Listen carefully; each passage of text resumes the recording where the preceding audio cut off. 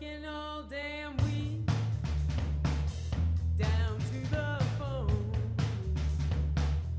When the weekend comes, I got no time to lose. I gotta get it all out. You look so damn good, standing across the room. You're gonna watch all night, or are you thinking of trying? Come on, you know what to do.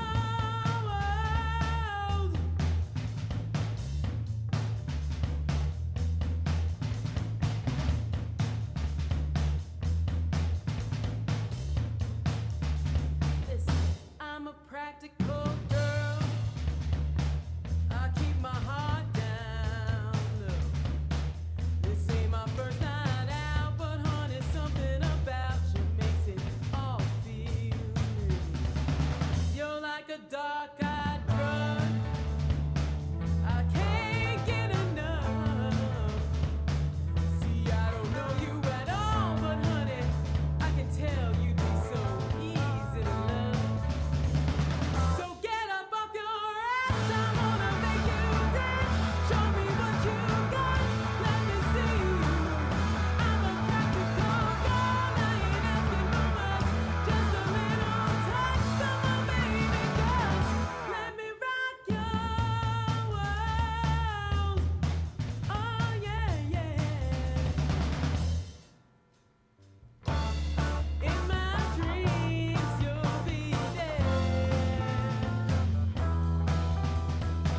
I'll be your superstar, the answer to your prayers. And if it gets too hot, I'll drag you out of here. Ain't it fun? All night long, I'm doing you until the sun comes up.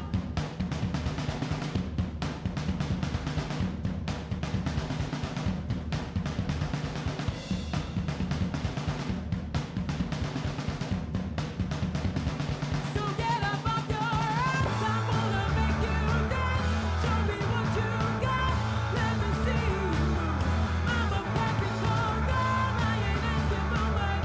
Just a little touch, come on baby, just get up off your ass, I wanna make you dance. Show me what you got, let me see you. I'm a practical girl, I ain't asking for much. Just a little touch, come on baby, just let me rock your world.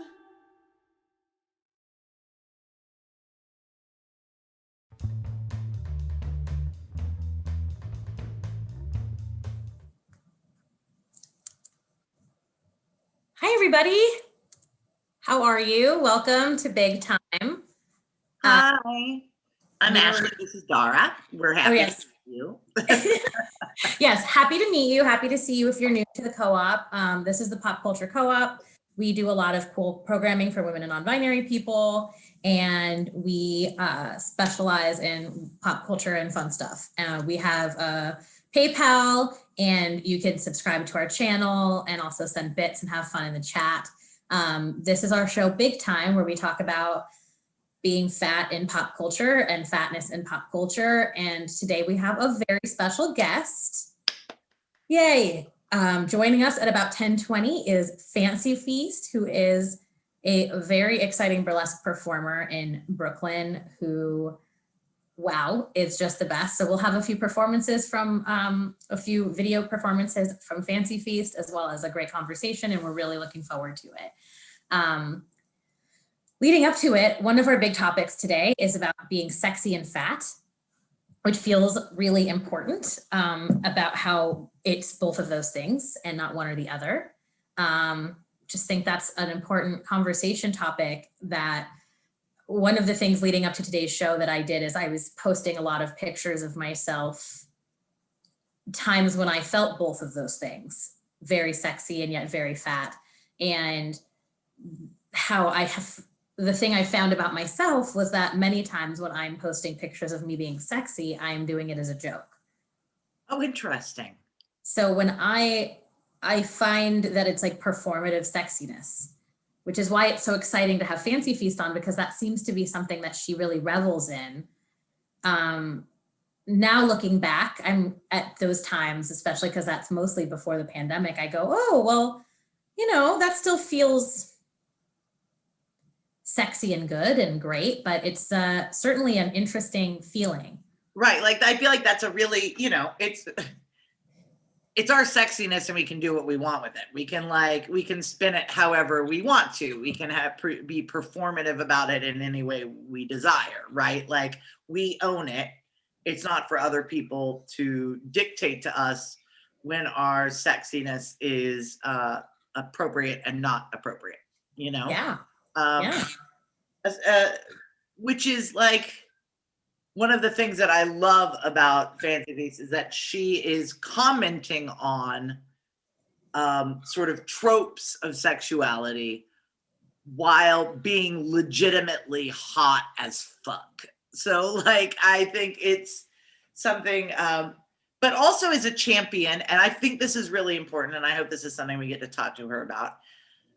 I think it's really important that we also get to choose whether or not we are sexualized at all.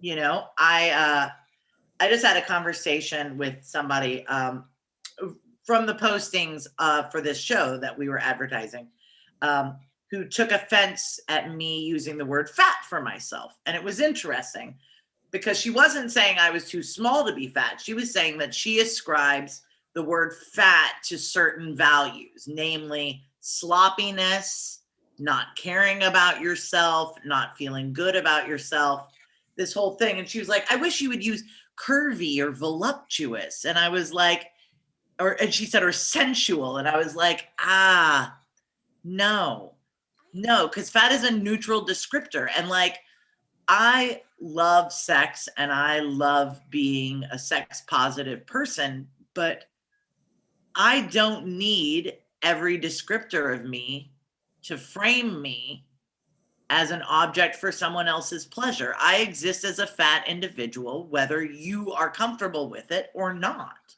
And how uncomfortable that idea of ascribing morality to your size, which is such a thing. And like, I had knee surgery a few years ago because playing roller derby. And one of the issues I had when I had knee surgery is I felt very uncomfortable being on crutches in the city.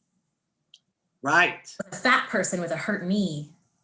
Right. Feels like something different. Like the judgment that you see when people look at like a very fit man with like a hurt knee and they're like, oh, he was probably playing soccer. Right, he was probably playing like touch football with his kids. But people see a short fat girl with a hurt knee and they're like, oh, she probably is just fat and lazy. And She's running to get a sport. Yeah, she was like getting cake and fell. I tripped on my way to the Burger Palace. Right, she was eating ice cream and she wasn't looking where she was going and she stepped off a curb. Honestly, I might have injured myself that way once.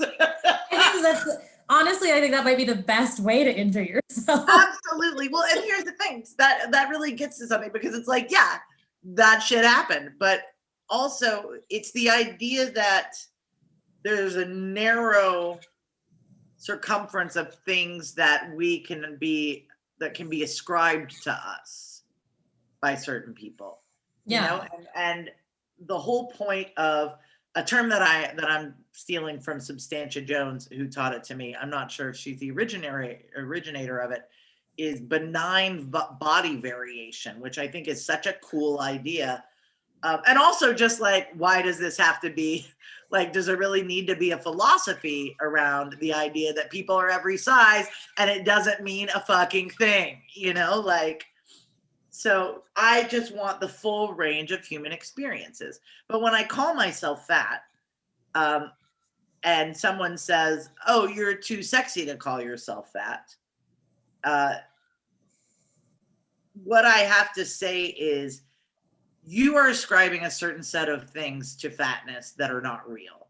And those people are not different than me. We are the same.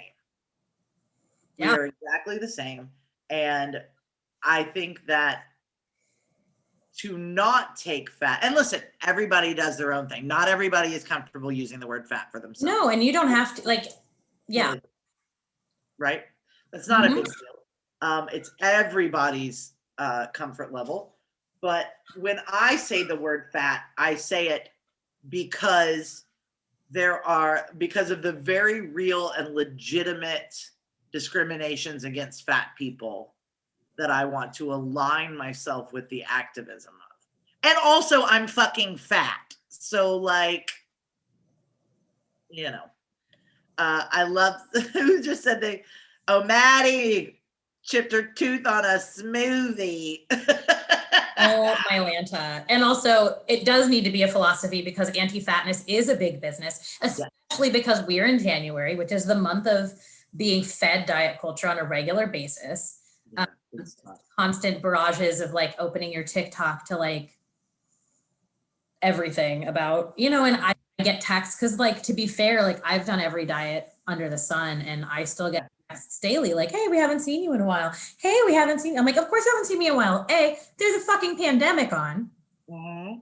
Be like, I don't know, I kind of love this thing that I'm in. And I'm kind of rolling with it.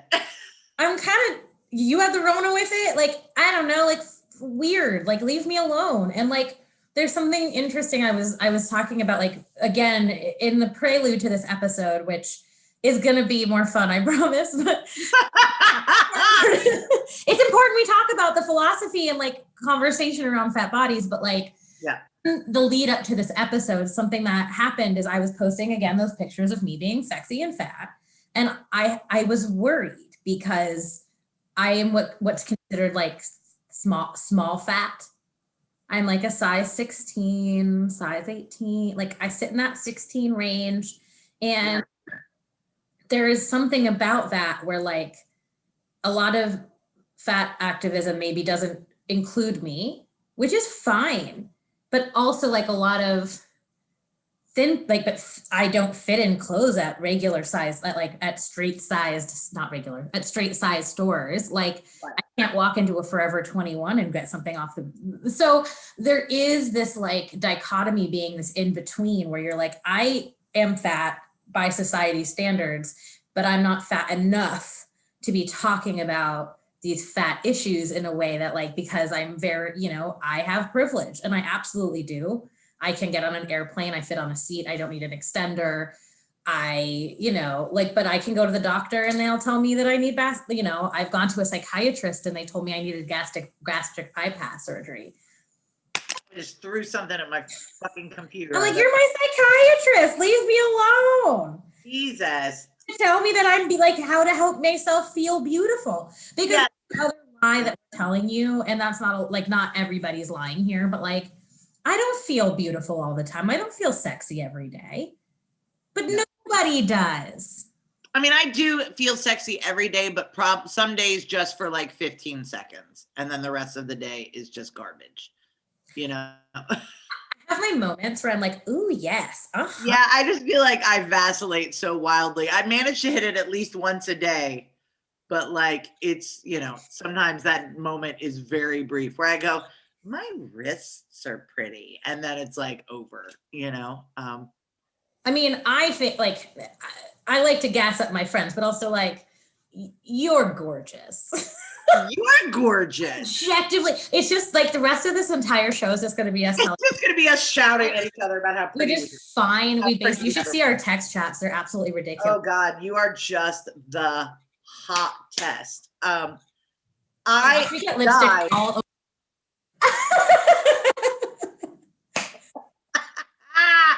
Can we talk about these hot ass pictures of you for a second? Oh yeah. So you too. So like I posted a bunch of pictures of me being hot, of date and again me making a joke out of being hot, but they're objectively fun to look at. I feel like that is Fancy Feast, which is still great. I think we're having our moment here. I was a Hanukkah hottie. Thank you for that. Yes, I built that hat out of an actual electric menorah. There was no menorah hat, and I like sat there with Tiana, who was on my show last week, and built it with like wires to try to make that hat happen. I'm sorry, you built that hat? Well, I mean, I took an electric menorah and found a way to attach it to a pillbox hat. But like, there's things that I did. I wore a long sleeve I wore a long sleeve leotard because I was embarrassed with my arms. The fan was a choice to cover my belly. Like there are things that I did to cover myself up even while wearing insane tight clothes. But also I went for the joke, and the picture of me is with my arm in the air. You'll notice a lot of pictures I take, I have an arm in the air, I have something back. I'm like, it's all very like angled. And what, like that's a fun, and also that was at House of Yes, and they post that picture every year on Hanukkah. Yes, you're so fucking hot. That hat lasted one night because I got very, very inebriated, threw up, and broke it. Oh, no. I woke up the next morning and the hat was just like lit. The hat was just like bloop. Yep. Yeah. On the 8th night of Hanukkah. Have a hat. Like, you were excited. Yeah. Look at this goddamn picture of Thrasher with the fucking nip. Like. Oh yeah. That was for a film called Adam, which I still haven't seen, and I'm terrified of, because the book it's based on is pretty transphobic, but I did not know that. I just knew there was a trans director making it, and I was excited about it, but I still have not seen the picture because I'm afraid. But I only have a small moment in it.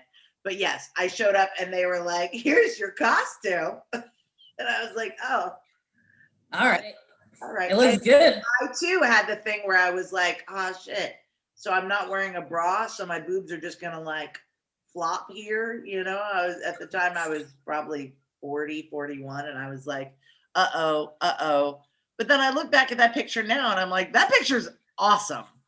I also, I also got to play her that night, and then went back to Elementary, the TV show, the next day. And I had to be waist deep in the Hudson River at Nyack with like a fishing, a net. And I was like, this is really the life, frankly. Can I just say that if you've been in the Hudson River, you don't have to worry about what's in the vaccine? I know, right? Exactly. Yeah, fucked Pete Davidson, slept on a straight college Bowie sheets, or been in the Hudson or the East River, frankly. You've touched Pete Davidson? No, never. Oh, I was like, I'm sorry, what?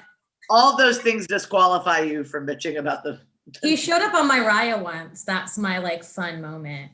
Oh. There's also this great picture of Thrasher where she has got like a mustachio. Oh, I love that picture. There's really something, and I'm not sure what it is. And this is something I want to talk to Fancy about too, because. And Fancy is about to join us. I know. Oh, good. Her video and her sound off because we told her to. We will let the our beautiful, wonderful producer, who you can't hear but we can hear, tell Fancy what to do in the background to bring her up. But here's the picture of Thrasher as a circus. Yes. So here's the thing. I am firmly on one side of the spectrum as a woman. I'm not non-binary, but fuck, do I love a mustache. Like, I discovered it years ago when I was at a party and they handed out mustaches to all the girls, and the girls were like, ha ha ha, and then took it off. And I just kept it on the whole night and made people very uncomfortable. And there's something about having my tits out and having a mustache that makes me feel really powerful. I feel like it's two like dominant sexual images, like that are contrasting, but are still demand to be noted. I'm just interested because Fancy, I hope we can get her, if she feels comfortable talking about it. We were talking about, she's been talking to people who are sort of playing with gender and their gender representation and their gender presentation during the pandemic, and how it's shifting people different directions. And I really want to hear what she has to say about it, what she's sort of. Yes. How do we get Fancy on the chat? I'm going to throw to our wonderful producer and see if we can't get her on. Bring her on, Give us some fancy feast, Alex. Ah! Yeah. Beautiful. We have a fancy feast. Thank you so much for coming on our show. I haven't met you yet, but I'm Dara. Hi, Dara. Thank you for having me. Hi, girl. I'm so glad you're here. I'm fangirling pretty hard already. I also have to point out that you're Jewish and I'm Jewish, and I just like really love meeting cool fucking sexy Jewish ladies. Once you start looking for us, we're everywhere. We're everywhere. We just take over. I have a little soft spot as like the waspiest bitch from the South. Like, I do have like a definite soft spot for you ladies, for sure. And I mean, it's not like you're a monolith, you're all different sorts of people, but I'm just doing it. No. I was just talking about this picture, Fancy Feast, about, I'm like, do I call you Fancy? I've never known. Yeah. Are you Go comfortable? by with- fancy, or go by feast. Either way, Miss Feast if you're nasty. Yeah. Well, fair enough. I feel very I was like, roller I'm internalizing that. And we're roller derby people, so we have our own nicknames. So That's true. That's true. I was just talking about, was showing a picture of myself with my tits out and a mustache on. And I was just talking about gender presentation and about how fucking with it is really fun. There's something that I'm really into about having a mustache and like a big handlebar mustache and my tits out. And I know that you were looking to talk to people who had sort of shifted in their presentation over the pandemic. And I was just curious, before we get into your performances and stuff, of what you had found out, what you had heard from folks. Yeah, well, I mean, like everything, gender has been another piece that's been weird during the pandemic. And I have been hearing about the disruption of capitalism and how that's enabled a lot of people, especially people who are involved in like customer service work, where like their appearance and their gender presentation is directly tied to how their labor is valued and how their safety is considered. What it's like to have that mechanism fall away, and the kinds of shifts that are possible when one is not being perceived. So I am like pretty high femme, it pays my bills. But when I'm sitting in my house, I was like, I'm just going to extrude body hair as much as I possibly can. Cause like nobody was paying me to strip, cause my business is, mostly gone at the moment. And I was like, well, how much of my gender am I doing on behalf of others and on behalf of my own safety versus, where am I comfy? And if I'm thinking that, then surely there are other people who are also thinking that kind of thing. Right. yeah, Right. absolutely.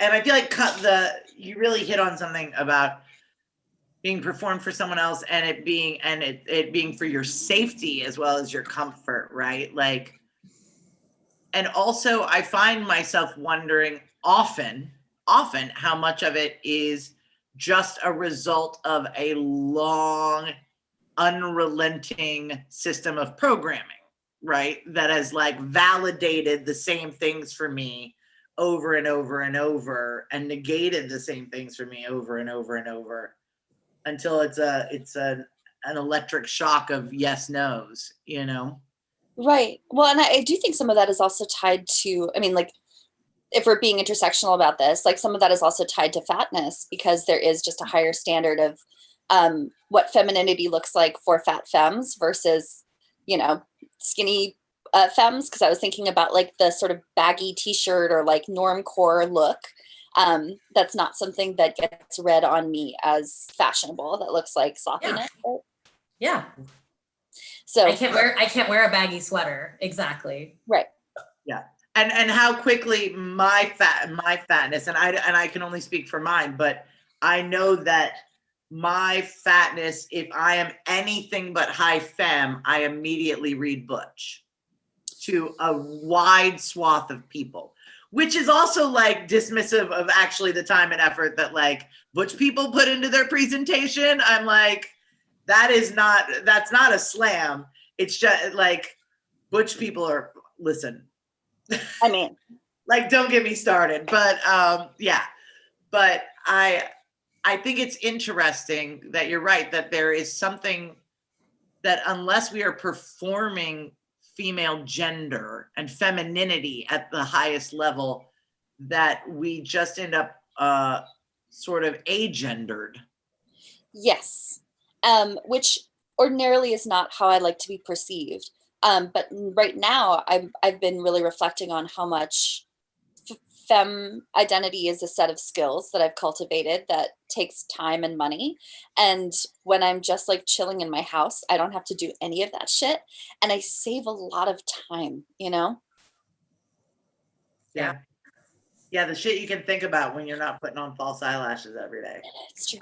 As if it took you more than 3 seconds to do it. I watched her put on false eyelashes while we were prepping for this call, and I was in awe, y'all. Yet it is the only skill I have learned during this pandemic. In the time that what it took else me to could I have form done in the mine. 10 months? Like but I learned how to put on false eyelashes. Good for you.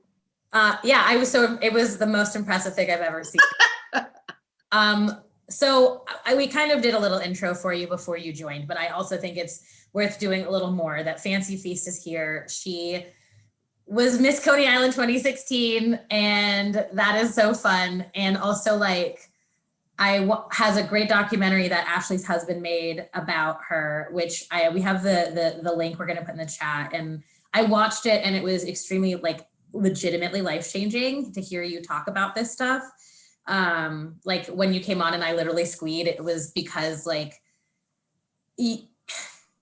I think that there's a lot of focus that you have on the fact that you're like, I'm beautiful and I'm fabulous and I want people to look at me. And like, I was like, yes, but also this idea that like ugly is fine, just don't be boring. And like, yes, like you hit like so many things that like I love and think poor Ashley was getting my like all caps texts. Not poor Ashley. Poor Ashley. Just like all cap text of like every line you said. And like, it's just like the documentary is definitely worth a watch. Being able to see you in all these different performances is worth a watch. Like you're a character. I know it's called character, but I'm funny. Like I wanted to kind of give people kind of a little intro into who you are and why it's so special that you're here for us. Like, especially this is one of our early shows. We really appreciate having you here. Please support Fancy Feast.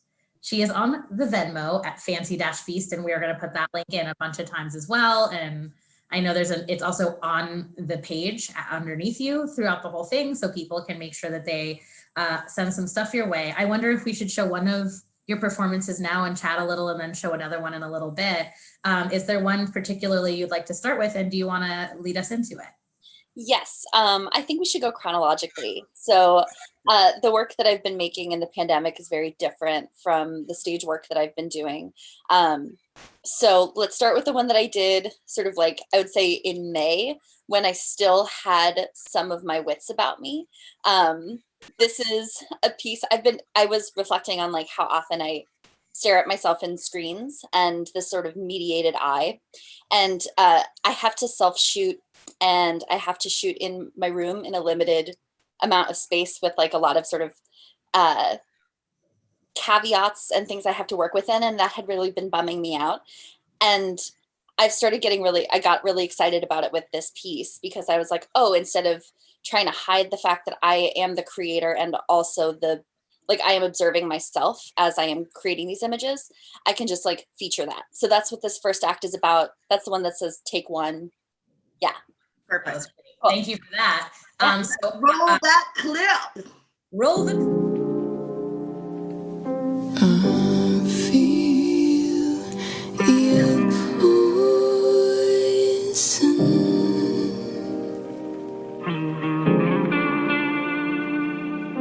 running through my veins. For once I feel there's only one solution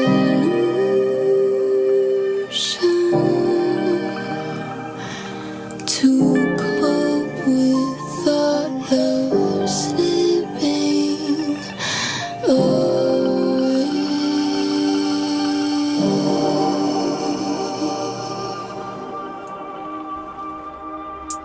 I'd rather take one to the head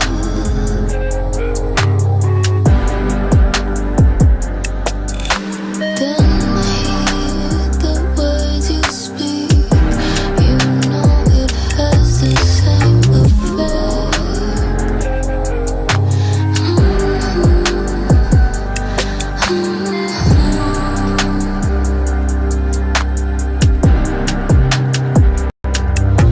Your love's gone tired.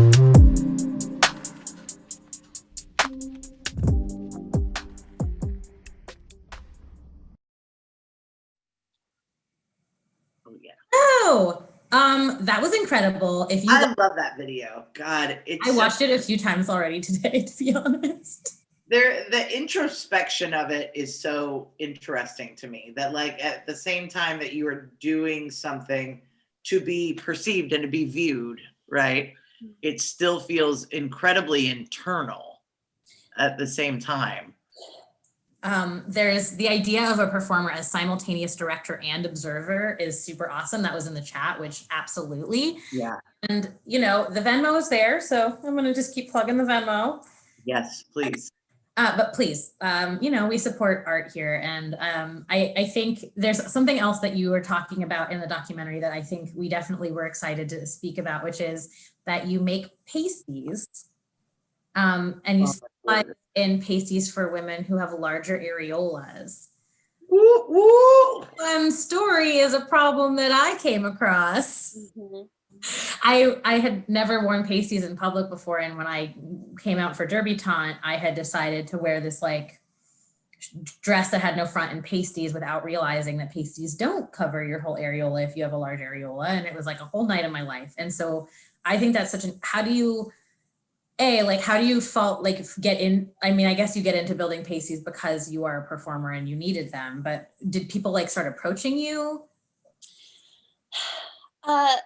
Sort of. So I had to teach myself because pasties are fucking expensive, and there were a lot of makers that charge more for larger sizes, and and like that's their prerogative. Materials like rhinestones are fucking expensive. I get it, but I have always appreciated like clothing manufacturers who don't like upcharge for the plus sizes, and so I was like, I would like to be able to offer that to the big titted community without and follow the same philosophy that has like always been affirming to me as a fat person. So you don't need to be fat to have big areolas or whatever. That's but like just in terms of what my philosophy is about accessibility and making things affordable. So that was how I started. That's great. I have enormous areolas, and I remember feeling shame around it when I was going into TV, because the first sex scene I ever did, they give you these little like flower covers, and they ended up sort of like monstering together 5 of the flower covers to just sort of coat the end of my breast in like this misshapen patchwork cover. And I had never really considered that about myself. I think that benign body variation and size variation for every part of us is something that is inherently in our systems, and then it gets taught out of us, right? We get shamed out of those things. But I think your pasties are absolutely beautiful, and I'm always thinking that I'm going to get some at some point. I have not yet. That's okay. I'm thinking of during the like civil uprising this summer, I was doing a thing where if people could like re-up their donations by at least X amount of money, then I would make them a set of pasties. So it's about time that I should do that again. So I'll let you. Yes, I would love to be. Oh yes, I think I could definitely use a pair of pasties for, I don't know what, but I'll use them. It's a party. We'll just put them on and wear them on our Twitch show. Who gives a shit? I mean, quite frankly, we're breaking a lot of Twitch guidelines today, and I don't give a shit. I think that's part of the fun of it. Like, this is what we're here for with the co-op, is to take this thing that's made for like male gamers and work for us and our activism pasties in the chat, which true. But like, and make it queer and fun and feminist and fat and great and ours, right? And so like, fuck it, yeah, let's just wear pasties on the Twitch. Let's dig love this plan. down. Ready for whenever. I mean, I don't think things should go back to normal, and I don't think things will go back to normal. I think that if they do go back to normal, a lot of it will be in ways that I don't want it to. Yeah. But I do think I have this version of me in my head right now that is very excited about going back into the world and not giving a fuck about certain things and giving probably far too high of a fuck about other things. And I feel like that's really going to lend itself to me wearing pasties in public a fair amount. I've only worn pasties in public a single time. And part of one of the things we were talking about prior to you joining, and something I'd love to talk to you a little bit about before we go into your next performance, is how funny you are and how much fun, and no, like, I know, I'm sorry, but like you're so funny, and it's that like humor and part of your performance that is so exciting and something that I like love. And how anytime that I have been sexual in public has been a bit of a joke in my head. And like, now I'm like, okay, but I was actually sexy. Like I was both of those things. And coming to terms with the fact that like me being sexy wasn't the joke. The joke was like that I was publicly like comfortable, and that was great. And it's a conversation we've had on the last episode too, a little bit about the difference between like being fat, as the joke isn't that I'm fat. The joke is that I'm making, I'm going to say this terribly, I'm doing a poor job. It's like the difference I had with like a Rebel Wilson versus a Melissa McCarthy. Yeah. Where like Melissa McCarthy is extremely competent. She's very good. She's fabulous. She also is fat. And there's no secret. She's not hiding it. But like with a Rebel Wilson, where the joke is that she's fat. And she's like laughing at somebody finding her attractive because she's fat. That's the joke. Where they're making fun of her, not with her, I guess. And I think you do a really good job of finding that line of like, this is my humor and you're with me and I'm here and I'm taking you on this journey. Like your Coney Island performance is amazing. Like it's trash bags and it's coming out of your cooch, and like you're finding that humor, but it's yours and you own it and you're competent and you're funny. And I don't know, like how do you find that balance of being funny and being fat without feeling like you're demeaning yourself, I guess is the question, which not about the sexuality, but making fun of your body. And is that is it a problem if you are, I guess is really the thing, your body's yours, right? I think in order to make work that I'm proud of, I have to find it compelling. And I don't think that there's anything compelling about a fat joke, unless it's one that implicates the audience and makes them feel horrified, and I do that on purpose. Like that's a different thing. And that's different, yeah. But if I don't like the joke and I don't like fat jokes, then I'm not going to put anything on stage like that. That I think there are so many media images of fat people experiencing debasement and also self-effacement that's overrepresented. That is not what I got into the fucking business to do. It has actually never even occurred to me. But in terms of being funny, like, fuck yeah, I'm fucking funny. And it's vaudeville. Like, I want people to laugh. I want people to enjoy themselves. Like, that's the name of the game of nightlife, like above and beyond even being, you know, smart or whatever. Like, I would much rather just be entertaining. So I think it's like an enjoyable thing that often disarms an audience that may not be ready to see me. Because it's also like I perform for vanilla people and, you know, the public and people who are not necessarily used to seeing sexualized fat bodies. So them laughing is like, haha, all right, you're in. I fucking got you. I love that. I love that. The first time I saw a person dance, I cried. So like I loved it so much. And they were so beautiful and funny and great. And anyway, sorry, go. Oh, no. I was just thinking about, oh shit, now I lost it. About the idea that, oh no, it's gone. Never mind. I I've love ruined it. everything. No, please don't put that on yourself. Poor Ashlie. We haven't talked It was about this. I'm sorry, it was about the there's the gulf between the performer and the perceiver and the perceived, right? And the performer and the one that's being performed for. And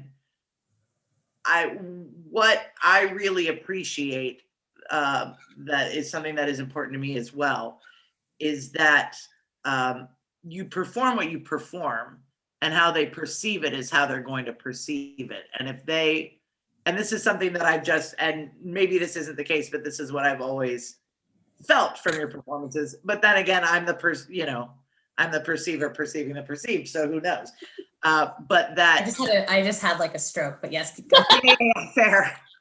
But that you make what you make, and what they take from it is what they take from it. And what they take from it is ultimately actually kind of none of our business. So Yeah. interesting.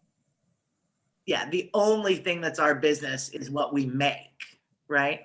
What I want to ask is, before we get into your second video, what do you think? I mean, I'm sure you're the same way. And audience, Fancy Feast has been interviewed dozens and dozens and dozens of times, and Refinery 29 and the Huffington Post and Big deal. on Stock and now by us. And so much of it centers around a narrative of how brave she is, and this idea of like doing what you do as the person you are. And what I'd love to know is, do you feel like being a fat performer in any way gives you an advantage when dealing with that audience? Is there anything that you can accomplish as a fat performer with more ease?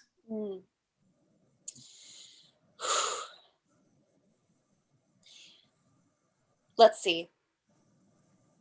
I don't know, because I haven't inhabited another body. Right.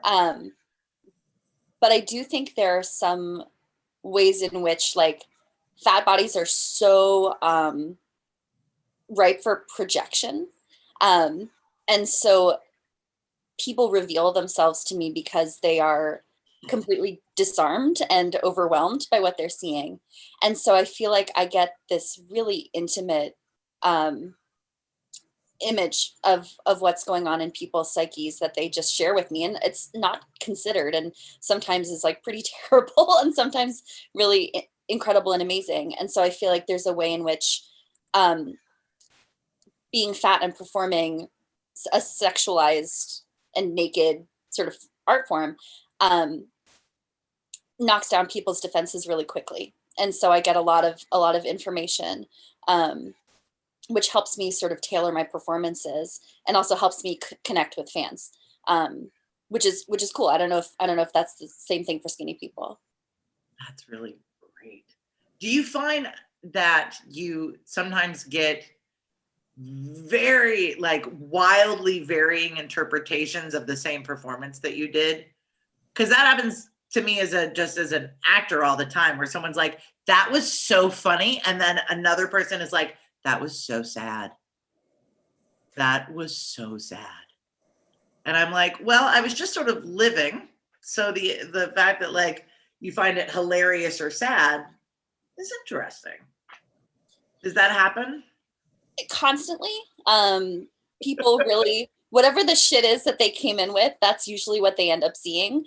I mean, I think like, I know that you're a very sort of careful and articulate performer, and I like to think of myself as doing like the same. Like I think we both like speak. I think so too.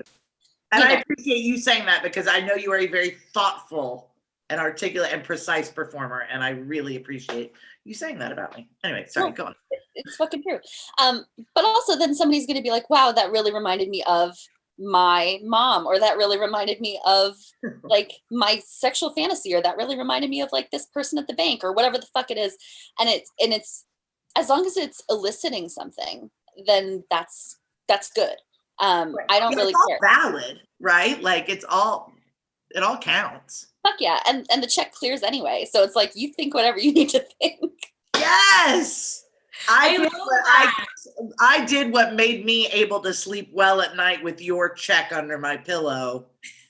I kept my own inherent sense of self, and you can read whatever the fuck you want into it. Absolutely. Yes. Okay, we set up we only have 12 minutes left. Oh my God. Let's set up your next, why don't you set up your next clip? Yes, yes. So there's an amazing performer, Diva Rose, in Minneapolis. She teaches fat burlesque and is just really wonderful. She had me for her birthday show, and I was falling the fuck apart after a horrible summer. And so I created this for her birthday show. Amazing. That's what I got. Can we just Alex, you can roll the clip. It's alright to fuck all night, and it's okay to suck all day.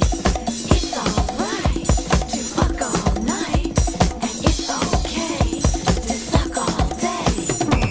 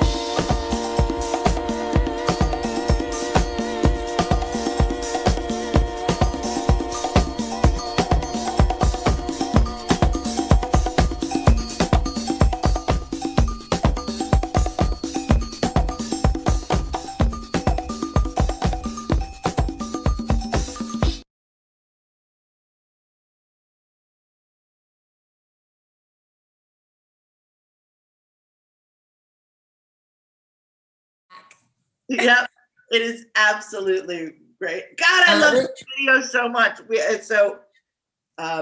We were talking about how I felt like that boob. I felt like Fancy Feast's boob in that bra during the pandemic. I watched it at one point and was just like, that's me. I'm just stuck halfway into a sports bra. I really was identifying a lot. I love that video so much. It's so much joy and madness. Was it cathartic to make? Well, I've loved that song for many years. Like I've gotten fisted to that song. I love that song. And I was like, I just know that there's going to be a point at which like this is going to come out. But I was like, I don't have the concept. I can't get there. I like don't think I have like the mania for it. And then I spent 6 months inside, and then the mania came. And I waited for a day when it was like disgusting and rainy, and I was like, perfect. It's gonna look like shit. Like to my camera person, I was just like, just make it look like fucking shit. That's all I want. And those like Instagram videos where it's like, like a sexy girl and you kind of see her boyfriend's hand like leading him places. I was like, I just want it to look like that. Awful. Just like the I worst. have to tell you, like, I want to be your best friend. Let's do it. Yeah. That's the shit I love so much. I love this. Can we make it bad? Is Yeah. my favorite instinct. Yeah, this but awful. This is bad. I really want you all to watch, not to like blow up my husband's spot, but like the documentary is so great because you get to see inside Fancy Feast's creative process. And there is a whole scene with her and Tiger Bay making up this routine. And it features the note, put the pubes in the bucket. Oh my gosh. Yes. This moment. I died. I'm a ghost now because of that moment.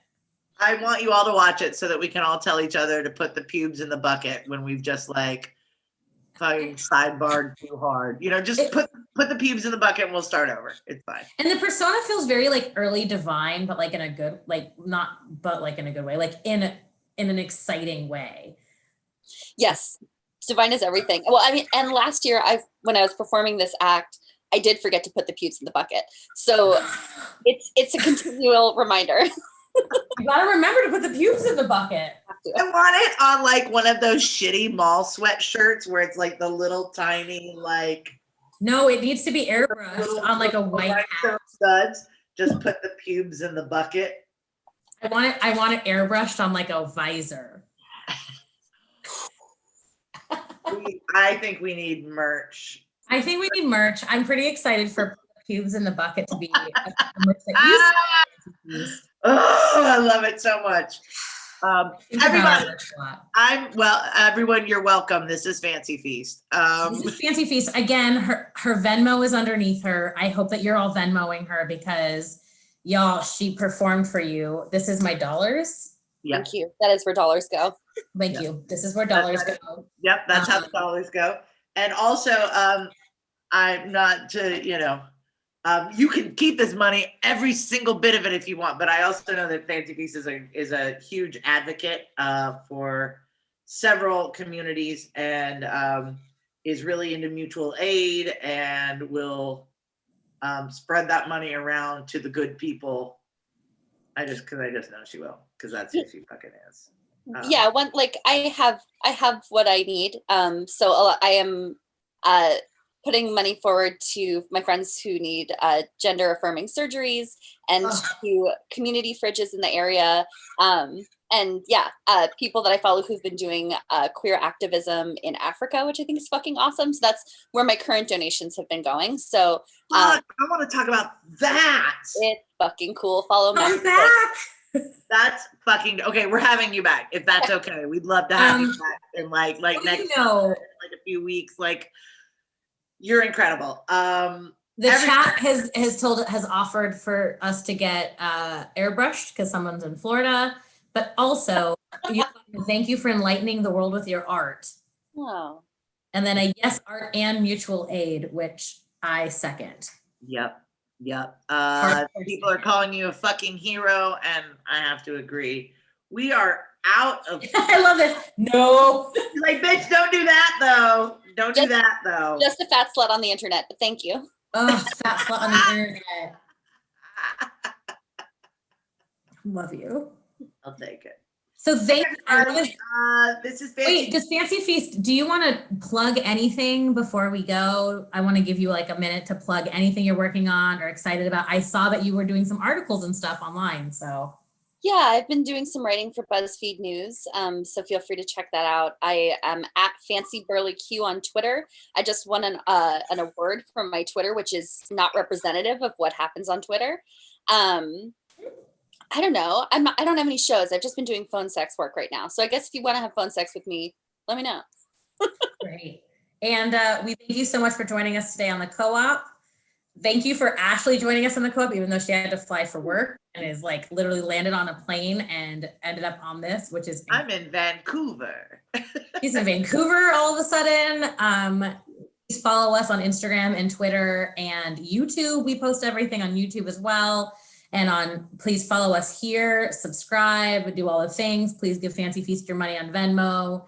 And we have a lot of fun programming. There's a bunch of stuff happening on Sunday, so we'll see you then. And thank you. Until then, have a big time. Oh, damn it. You've ruined everything because it's so good.